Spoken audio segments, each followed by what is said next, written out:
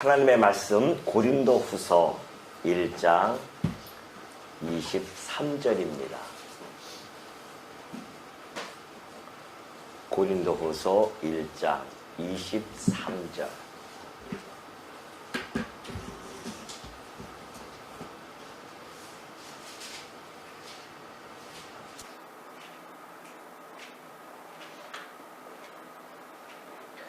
찾으신 줄로 알고 봉독해 됩니다. 내가 내 목숨을 걸고 하나님을 불러 증언하시게 하노니 내가 다시 고린도에 가지 아니한 것은 너희를 아끼려 함이라.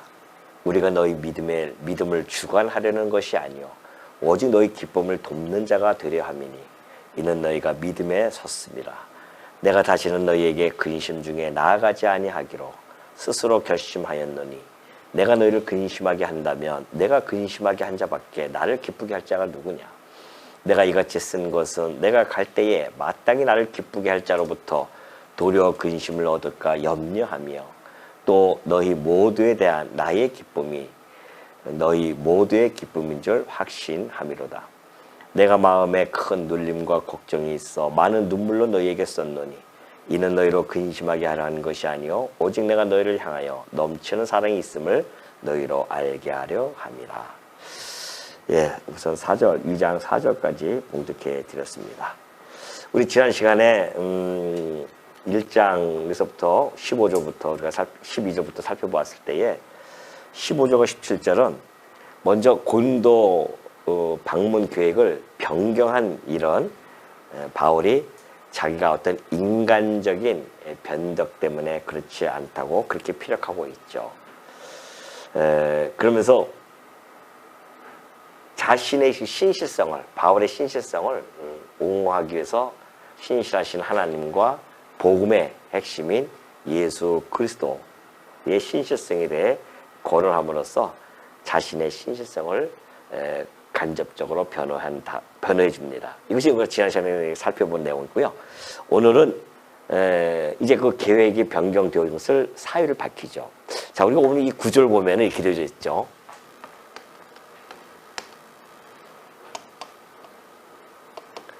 바울이 계획을 변경합니다.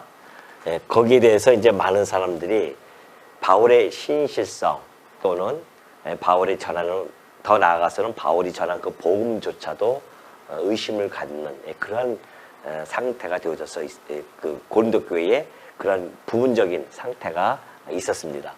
그래서 바울이 이 계획이 변경되어진 것을 이제 사유를 밝히잖아요. 근데 그 사유를 밝히기 이전에 먼저 뭘 해줬냐면은 이 계획이 변경되온 것이 인간적인, 어떻게 보면은 인간적인 변덕이라고 하죠, 우리가. 인간적인 변덕이 결코 아니었다는 겁니다. 바울이 내가 이렇게 계획을 세워서 이렇게 움직일 것이다 라고 그때 편지를 보냈는데 그것이 뜻대로 안 됐었습니다. 여러 가지 한 두 채 정도 이렇게 그 계획을 변경했기 때문에 그들로서는 바울을 신뢰하는 사람들은 성도들은 괜찮은데 이 바울을 대적하는 그러한 자들은 그걸 빌미로 삼아서 바울을 폄훼하는 거죠. 그렇기 때문에 내가 그 계획을 변경한 것은 인간적인 변덕이 아님을 밝힐 수밖에 없었습니다. 그리고 이 인간적인 변덕이 아니었음을 밝혀주는 것은 신실성이죠. 신실성을 변호하는 겁니다. 자기의 신실성. 이 신실성을 변호하기 전에 하나님, 그리고 내가 지금 하나님을 섬기는 자이고 예수 그리스도를 전하는 자인데 하나님도 그렇고 예수 그리스도도 그렇고 본질적으로 신실하신 분 아니냐. 근데 그 신실하신 분들을 내가 전하는 자로서 내가 신실하지 못한다고 한다면은 그것은 그 바울로서는 치명적인 것이 아닙니까? 우리가 복음이라는 것이 그런 겁니다. 복음은 그 안에는 신실성이 담겨져 있어요. 왜냐하면 복음이라고 하는 것이 하나님의 약속이 이루어지는 신실성을 기본 바탕으로 하고 있기 때문에 그러면 복음을 전하는 자가 그 삶 속에서 신실함을 나타내지 못한다고 한다면 그 복음마저도 폄하가 되어진다니까요. 그러니까 오늘날 한국 기독교가 많은 사람들에게 손가락질을 당하고 이러한 것들은 교회 내에 특히 뭐 목기자도 그렇고 직분자도 그렇고 이런 분들이 신실하지 못했다는 거예요. 직장에서도 그렇고 또 친구 사이에도 그렇고 오히려 더 그냥 불성실한 그런 모습을 많이 보이기 때문에 그래서 복음이 사실은 잘 지금 많은 사람들에게 손가락질 당하죠. 그러니까 우리가 복음을 맡은 자로서 이 신실함을 삶의 기본으로 삼아야 하는 것은 매우 중요한 겁니다. 왜? 복음을 전해야 되니까. 우리의 맡은 삶이 복음이니까. 그냥 이러면서 이제 신실성을 변화하면서 사유를 이제 밝혀요. 무슨 사유? 바로 이 계획 변경되어진 것을 사유를 밝히죠. 그러니까 이거 두 개를 빼놓고 그냥 계획 변경한 것을 사유를 밝혀버리면은 더 큰 오해가 있을 수 있단 말입니다. 그래서 바울은 이러한 단계적인 과정을 거치는 겁니다. 그래서 자기의 신실성을 먼저 변화해야 되고 인간적인 변덕이 아니었음을 밝혀야 되고 그래서 이제 지금부터 오늘부터입니다. 지금 우리가 본문을 살피고 있는데 오늘 살펴볼 이 본문의 내용이 이제 사유를 밝히는 거예요. 내가 왜 계획을 변경할 수밖에 없었는지에 대한 그것이 이제 23절에 나타납니다. 그 이유를 볼까요? 내가 내 목숨을 걸고 하나님을 불러 증언하시게 하노니 내가 다시 고린도에 가지 아니한 것은 너희를 아끼려 함이라 그래요. 이유가 나왔어요. 내가 너희를 아끼기 때문에 계획을 변경했다는 겁니다. 사실 본래 계획대로 하면은 바울도 어떤 그 감정에 사로잡힐 수가 있거든요. 그렇기 때문에 그들에게 가서 고린도전서에서 써있듯이 내가 매를 가지고 가랴? 아니면은 사랑과 온유로 갈까? 이렇게 묻기도 했지 않습니까? 그러니까 내가 계획대로 갔다고 한다면 아마 매를 가지고 갔을 수도 있겠다는 겁니다. 그러면 만약에 매를 가지고 간다고 하는 것은 무슨 이야기입니까? 권징을 한다는 거거든요. 교회에서 이 권징이라고 하는 것은 사실은 최후 수단이에요. 권징이 가기 전, 왜 권징의 목적은 회개니까나. 권징하는 목적은 회개입니다.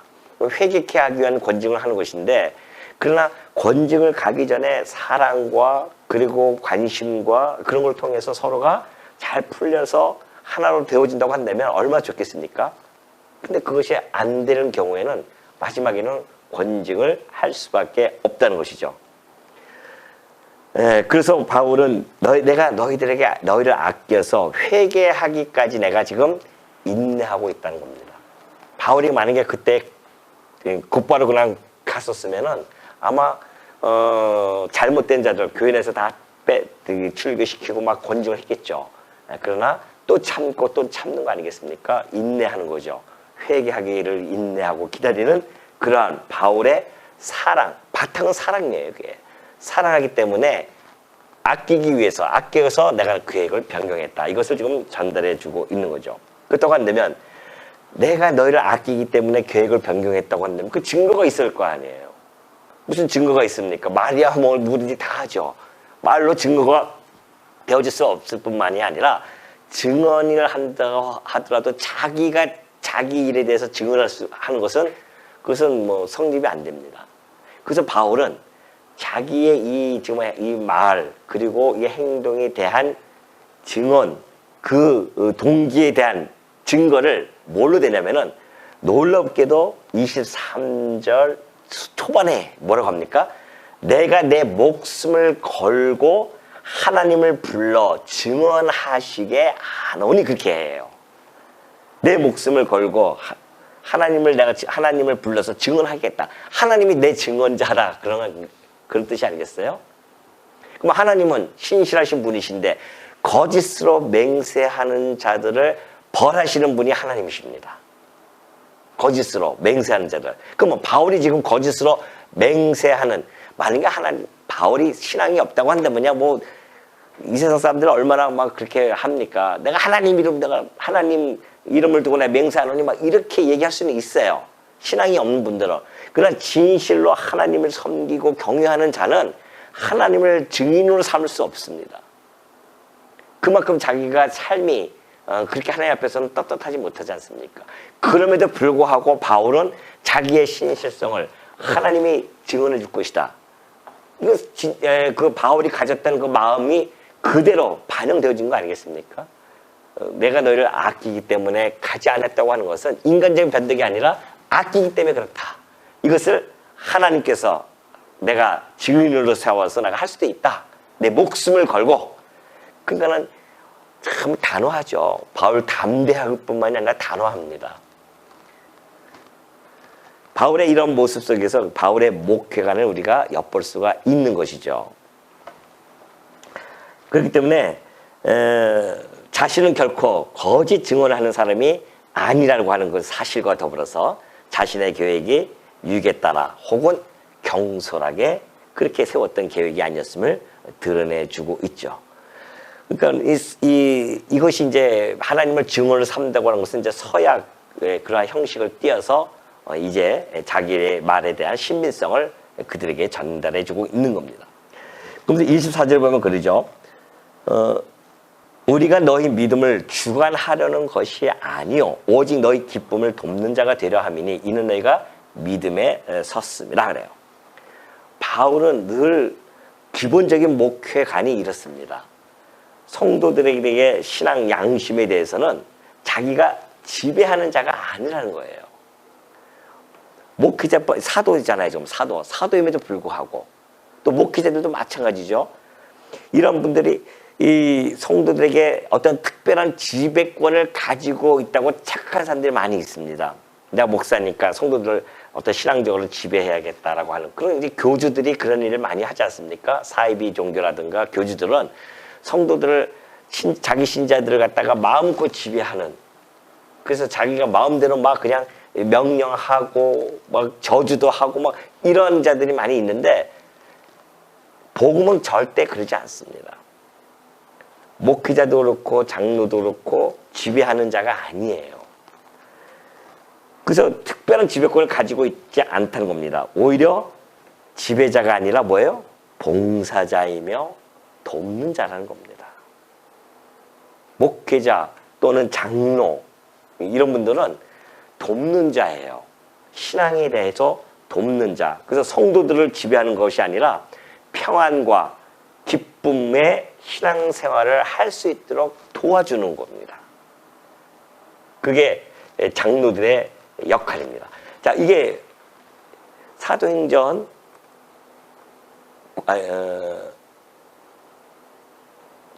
자, 먼저 골로새서 3장 23절 보면은 그건 아까 이제 무슨 일을 하든지 마음을 다하여 주께 하듯 하고 사람에게 하듯 하지 말라라고 했던 바울의 아까 그런 모습을 잘 반영해주고 있죠. 바울은 늘 사람에게 하듯 살아가지 않았어요. 주께 하듯 하고 살아갔습니다. 무슨 일을 하든지 마음을 다하였는데 주께 하듯 주 앞에서 살아갔던 모습을 잘 설명해주고 있죠. 그러니까 사람에게 하듯 하지 않습니다. 성도, 바울뿐만이 아니라 성도는 그렇습니다. 성도의 삶이라고 하는 것은 하나님 앞에서 살아가는 거죠. 주께 하듯. 그러나 사람에게 하듯 하는 것은 우리가 살아가면서 내 신앙을 하나님 앞에서 살아가는 것이지 사람 앞에서 살아가는 것이 아니에요. 그러니까 우리는 때로는 사람들이 보면은 사람들 보면서 일을 하는 것 같아도 안 보면 안 하고 이런 경우가 많이 있잖아요. 성도는 그런 모습을 보여주는 것이 아니라는 겁니다. 오로지 주께 하듯. 요셉을 보면은 그렇게 잘 나타났지 않습니까? 요셉이 그냥 그렇게 하나님 앞에서 그는 외롭고 형들한테 팔려가지고서는 이방에 가서 그 고통 속에 있지만은 그는 늘 주께 하듯 그렇게 하니까 점점 올라가지고서는 보디발 집에서 완전히 모든 정권을 다 맡지 않습니까? 그것처럼 우리 바울이 하는 이야기는 좀 주께 하듯 너희들도 하라. 그런 이야기하면서 이제 사도행전 20장 28절에서는 이렇게 설명해주고 있는 거예요.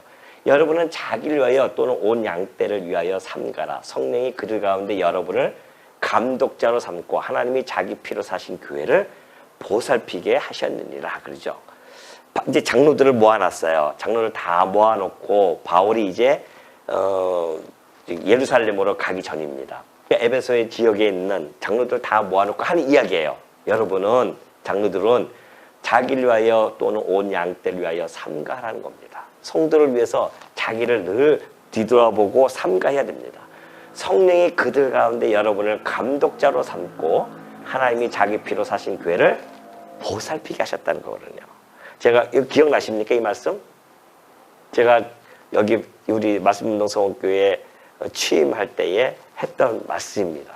제가 이 말씀을 가지고 우리 성도님들을 보살피는 일에 제가 진력을 하겠다고 그렇게 소감을 제가 피력한 바가 있습니다.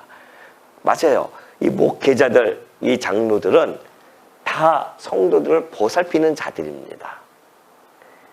그렇기 때문에 그 맡은 자들에게 자기들이 주장하거나 그것을 지배해보면 안 된다는 것입니다.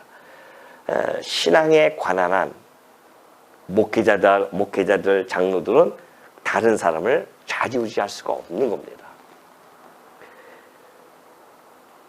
왜냐하면 그 신앙을 잘하게 하시는 분이 하나님이시기 때문에 그래요. 믿음의 그 권한은, 고유 권한은 하나님에게 있습니다. 그러니까 우리가 이렇게 있다 보면은 저 사람은 20년, 30년이 있어도 아이고 신앙이 그대로네. 잘하지가 않아. 이렇게 얘기할 수 있는 것이 아무것도 없어요. 우리는 그렇게 얘기할 수 있는 권리가 없는 사람입니다. 왜냐하면 하나님께서 자라나게 하시기 때문에 하나님의 스케줄에 있어서 그 일을 해 나가십니다. 그러니까 어떤 분은 30년을 생활해도 신앙이 그렇게 많이 안 자랄 수도 있어요. 그럼 하나님이 그런 스케줄이 그래요. 거기다 대고만 그 사람을 갖다가 만약에 탓을 한다고 한다면은 하나님을 탓하는 거란 말입니다. 하나님의 주권을 갖다 탓하는 거죠. 그러니까 성도들이 신앙 안에서, 우리 교회 안에서 어떠한 성도들의 신앙에 대해서 우리가 평가하는 것은 그것처럼 위험한 건 없습니다. 그건 하나님의 주권을 갖다가 그걸 무시하는 거기 때문에 그렇죠. 그래서 우리가 언제든지 성도들의 기쁨을 도모하기 위해서는 우리가 함께 해주고 또 이해해주고 그러면서 교제하면서 그 신앙이 점점 자랄 수 있도록 함께 도와주는 일, 그래서 가르치는 것조차도 믿음을 주관하는 것이 아니라 돕는 차원에서 접근이 돼야 됨을 바울은 잘 전달해 주고 있죠. 믿음이라고 하는 것은 인간의 증언을 통해서 주어진 게 아니에요. 믿음은 바로 하나님의 이 증언, 말씀을 통해서 그것이 이 믿음이 형성되어졌기 때문에 오롯이 하나님만이 그 믿음을 주관해 가신다는 사실을 잊지 마시기 바랍니다. 그러면서 성도들이 이는 너희가 믿음에 섰음이라 그러죠. 믿음에 섰다는 거 아닙니까? 이 믿음에 섰다고 하는 것은 이미 복음으로 자라나서 믿음으로 각자가 다 판단할 수 있어요. 사실 이것은 또 역으로 이야기하면 복음을 받아들이는 사람들은요, 자기 믿음에 대해서 스스로가 다 책임을 져야 됩니다. 어떤 사람들의 그냥 독단적이고 무턱대고 막 간섭하는 이것에 그냥 휘둘리면 안 된다는 것이죠. 그래서 자기가 믿음을 책임지기 위해서는 말씀에 항상 천착해야 되고 말씀을 통해서 하나님의 말씀으로 자라나고 세워져야 하는 것이 바로 그 일이고, 목회자는 바로 그 성도들이 자라날 수 있는 옆에서 보좌하는 것, 돕는 것, 이것이 말씀을 통해서 자꾸 가르침으로 말미암아 형성되어진다는 사실을 바울을 통해서 우리가 잘 알 수가 있죠. 믿음이라고 하는 것은 복음을 받아들이는 자와 그리고 예수 그리스도와의 개인적인 관계입니다. 믿음은 철저하게. 그래서 그렇기 때문에 이 믿음이라고 하는 것은 바로 하나님의 주권에 의해서 자라남을 너무나 잘 보여주고 있죠. 자, 이것이 베드로전서 5장 3절에 보면은 너무나 잘 나타나 있죠. 바울이 이제 베드로도 같은 선상에서 지금 설명해주고 있어요. 장로들입니다. 장로들아, 맡은 자들에게 주장하는 자세를 하지 말고 양 무리의 본이 되라고 그렇게 설명해주고 있습니다. 그래서 우리가 이 교회 내에서 막 주장한다고 하는 것은 이건 아직 믿음이 성숙되어지지 못한 그러한 자세입니다. 그래서 교회는 자기의 생각을 주장하는 것이 아닙니다. 혹 나하고 생각이 다르다 할지라도 때로는 그것을 받아들이고 참고 기다려줄 줄도 알고 그런 모습들을 보여주는 것이 교회의 덕을 세워 나가는데 매우 중요한 것들이다. 이것을 지금 베드로도 같은 선상에서 설명해주고 있습니다. 자, 2장 1절 넘어가면요. 내가 다시는 너에게 근심 중에 나아가지 아니하기로 스스로 결심하였노니 내가 너희를 근심하게 한다면 내가 근심하게 한 자밖에 나를 기쁘게 할 자가 누구냐. 그래서 바울이 다시는 내가 너에게 근심 중에 나아가지 아니하기로 스스로 결심했다. 그러니까 근심 중에 한번 나갔던 적이 있었던 거예요. 지난번에 말씀드렸듯이 1차 방문은 교회를 설립했었습니다. 그리고 사도행전에는 나타나 있지 않아요. 그런데 바울이 고린도 지역에 한번 방문을 했었습니다. 사도행전 성경에 나타나 있지 않지만, 그러나 이런 말씀들 통해서 우리가 충분히 유추할 수가 있는 거죠.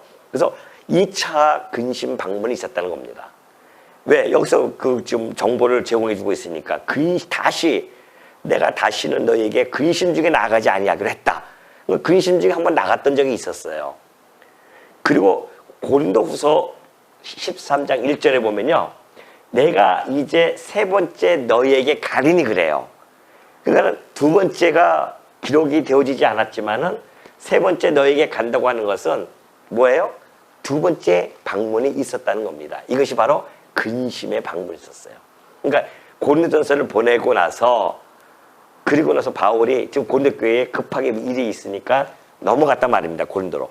근데 거기서 일이 여의치를 못해가지고서는 어떤 사정인지 모르지만은 급하게 다시 에베소로 왔었습니다.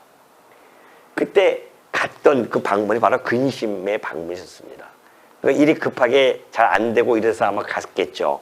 근심 가운데 갔었는데 거기서도 그게 잘 안 됐기 때문에 다시 에베소로 오면서 바울이 이제 3차 방문을 지금 준비해 가고 있다는 겁니다.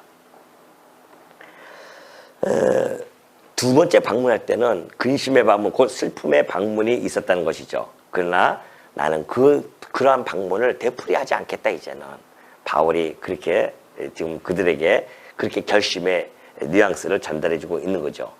내가 그렇게 스스로 결심하였다고 하는 것은 바울이 정말 그 성령의 열매의 마지막이 뭡니까? 그 절제거든요. 성도의 성숙의 증거는 절제입니다. 그래서 우리가 성령의 은사를 구할 때에 절제의 영을 구하는 것도 매우 중요합니다. 성도들이 성숙의 용도를 보면은 저분은 말에 대해서 절제할 줄도 알고 행동에 대해서도 절제할 줄 알고 이러면 믿음이 좀 성숙하신 분이구나라고 보면 되는 거죠. 그렇다고 당연히 믿음이 그걸로 다 판단할 수는 없습니다. 어떤 사람들은 자기의 어떤 그 삶에 가지고 온 그런 거 가지고서는 뭐 절제할 수도 있죠. 그러나 성령의 열매라고 하는 것은 막 이를 북북 갈면서 그냥 참는 것이 결코 아니에요. 그건 절제 아닙니다. 이를 갈면서 참자 이게 아니라 정말 교회의 일치를 위해서 내가 할 말 못할 말 다 이렇게 절제하고 행동도 절제하는 모습 이런 것들을 잘 보여주고 있죠. 그러니까 절제라고 하는 것은 상대를 위한 적극적인 배려입니다. 절제는 상대방을 위한 적극적인 배려예요. 그 배려를 통해서 교회가 아름답게 세워질 수 있는 거죠. 그 절제라는 것은 매우 중요합니다. 그 절제는 자신의 욕구를 제어하고요. 또 기다림의 미학으로 보여줄 수 있습니다. 그래서 이 성도 간에 혹시 무슨 오해가 있고 또는 그래서 화해를 위해서는 자기가 당연히 할 수 있는 그 권리가 있을 수도 있어요. 행사할 수 있는 권리로 그렇게 자발적으로 자기가 행할 수 있는 권리조차도 포기할 수 있는 것. 이것이 아주 중요합니다. 교회라고 하는 것은. 그래서 저분은 저분대로의 특성이 저렇구나라는 것을 서로가 인정해 주는 것은 매우 중요합니다. 교회 내에서. 왜냐면은 뭐 우리가 50년, 60년 살아오면서 밖의 생활 속에서 또는 우리가 교회 생활에서 그렇게 구축되어진 자기의 삶의 문화와 자기 문화라든가 뭐 주변의 모든 환경들이 그렇게 고착되어진 경우가 많이 있거든요. 근데 그것을 교회에 와서 저 사람이 저걸 고쳐야 되라고 그렇게 이야기해 버리면은 사실 힘듭니다. 자기가 힘들어져요. 그냥 있는 그대로 서로 봐주는 거죠. 봐주면서 받아들이고 인정해주고, 아, 저 사람은 저런 성격, 저런 스타일, 저런 거구나. 받아주고 인정해주고, 그래서 서로가 절제하면서 각자가 서로가 그러면서 믿음의 성숙을 보여준다고 한다면 교회가 아름답게 정말 잘 자랄 수 있는 거죠. 바울이 지금 여기서 이 절제를 너무나 잘 보여주고 있습니다. 내가 스스로 결심했다. 나아가지 아니하기로. 막 빨리 나아가서 그냥 너 이거야 저거야 막 이렇게 할 수도 있죠. 그러면 그 절제가 안 된 겁니다. 그럼 교회가 오히려 그 성도들이 근심하게 되어지죠. 바울이 그렇게 권징으로 막 나가기 시작하면 얼마나 근심하겠습니까? 제가 만약에 당회가 권징의 그 권리가 있잖아요. 권징하는 것이 당회란 말입니다. 치리회니까. 그래서 어떤 성도가 잘못된 길로 가서 막 그럼 권징을 할 때에 정말 우리가 권면하고 또 권면하고 그렇게 해서 성도가 회개하고 돌아올 때까지 그 일을 충실히 하지 아니하고 만약 권징부터만 해버리면은 성도와 이 목회자 간의 이 당회 관계가 얼마나 악화되겠어요? 서로 근심하게 되어지는 거 아니겠습니까? 그런 걸 지금 염두에 두고 바울이 쓰는 거래요. 그래서 내가 다시 너에게 근심 중에 나아가지 아니하기로 스스로 결심하였노니 내가 너희를 근심하게 한다면 내가 근심하게 할 자밖에 나를 기쁘게 할 자가 누구냐는 겁니다. 이 2절 같은 경우는 약간 좀 이렇게 우리가 이해하기는 조금 까다롭습니다. 근데 사실은 공동 번역은 너무나 잘 쉽게 이렇게 잘 번역이 되어 있어서 제가 한번 전달해 드리겠습니다. 공동 번역이 이렇게 되어 있어요. 나를 기쁘게 해줄 수 있는 사람은 여러분밖에 없습니다. 그런데 내가 여러분의 마음을 아프게 한다면 나를 기쁘게 해줄 사람에게 슬픔을 안겨주는 셈이 되지 않겠습니까? 이렇게 번역이 되어 있어요. 그래서 이 본절이 전달하고자 하는 그런 바를 아주 명확하게 잘 전달해주고 있거든요. 개혁 성경은 보면 약간 좀 여러분이 이해하기 좀 어려울 수도 있어요. 내가 너희를 근심하게 한다면 내가 근심하게 한 자밖에 나를 기쁘게 할 자가 누구냐? 이렇게 하면 이렇게 뉘앙스가 잘 안 들어올 수가 있는데요. 지금 공동 번역 아주 번역을 잘 해놓았어요. 그래서 나를 기쁘게 해줄 수 있는 사람은 여러분밖에 없지 않습니까? 근데 여러분 마음을 내가 아프게 한다면 나를 기쁘게 해줄 사람에게 슬픔을 안겨주는 셈이 되지 않겠냐는 것이죠. 그렇기 때문에 나의 기쁨이 되는 너희가 근심하지 않도록 하기 위해서 내가 제 방문을 유보했다는 것을 잘 전달해 주고 있습니다. 이런 걸 보면은 바울이 어떤 지성적인 것뿐만이 아니라 도덕성도 뛰어나지만은 그러나 어떤 세련미가 정중함과 세련미도 함께 해서 잘 엿볼 수가 있습니다. 그 문장을 보면은 정말 바울이 얘기했던 것처럼 내가 이 말에는 조라지만 글에는 내가 정말 중하다고 하는 것처럼 우리 바울의 이 문장 하나하나가 아주 힘이 있고요. 아주 정중함과 세련미가 잘 여기에 포함되어 있어요. 그렇기 때문에 내가 이런 과정을 통해서 내가 너희를 근심하게 하면은 나 역시 근심하게 되어지고 너희들이 날 기뻐해줘 내가 너희를 기뻐해야 하는데 너희가 만약에 슬퍼한다면은 내가 얼마나 또 근심스럽겠느냐. 당연히 그런 거 아니겠어요? 목회자와 성도 간의 관계는 그런 관계가 돼야만 하는 것이죠. 성도의 아픔, 성도의 슬픔을 나 몰라라 하는 그런 목회자는 또 좀 이 말씀 안에서 성도의 그 과정, 사랑하는 과정 이런 것들이 결여되어진 목회자를 볼 수 있습니다. 또 역시 마찬가지입니다. 목회자가 근심하는 것을 성도들이 그걸 또 뭐 아무 상관이 없다 이렇게 얘기한다고 한다면 그것도 무슨 복음 안의 관계겠습니까? 이 모든 것들이 성도는 목회자에 대한 것을 기쁨을 함께 해 나가는 것이고 목회자도 성도와 기쁨을 함께 해 나가는 것이 이것이 교회의 아름다운 모습 아니겠어요? 그래서 서로가 배려해주고 절제하면서 서로가 세워주고 협력하고 그리고 교회가 견고하게 세워지는 것 이것이 우리 머리 대신 그리스도께서 기뻐하는 일이라는 것은 뭐 자명한 사실입니다. 3절 보면 내가 이같이 쓴 것은 내가 갈 때에 마땅히 나를 기쁘게 할 자로부터 도리어 근심을 얻을까 염려하며 또 너희 모두에 대한 나의 기쁨이 너희 모두의 기쁨인 줄 확신함이로다. 그래요. 3절은 이제 바울이 고린도 전서를 쓰고 그다음에 근심에 방문을 했었죠. 그리고 이제 눈물의 편지, 곧 준엄한 편지를 썼다고 했었습니다. 눈물의 편지 쓴 것을 다시 한번 여기서 언급을 해주고 있어요. 그리고 나서 이 고린도서 지금 쓰고 있는 중이죠. 바울을 대적하는 그러한 것으로부터 오는 고통으로부터 바울은 눈물로 이 편지를 썼었다 그런 거죠. 내가 이같이 쓴 것은 내가 갈 때 마땅히 나를 기쁘게 할 자로부터 도리어 근심을 얻을까 염려하며 또 너희 모두에 대한 나의 기쁨이 너희 모두의 기쁨인 줄 확신함이로다. 내가 마음에 큰 눌림과 걱정이 있어 많은 눈물로 너에게 썼느니 이것이 바로 눈물의 편지, 근심의 편지라고 했었습니다. 이는 너희로 근심하게 하는 것이 아니요 오직 내가 너희를 향하여 넘치는 사랑이 있음을 너희로 알게 하려 함이로다.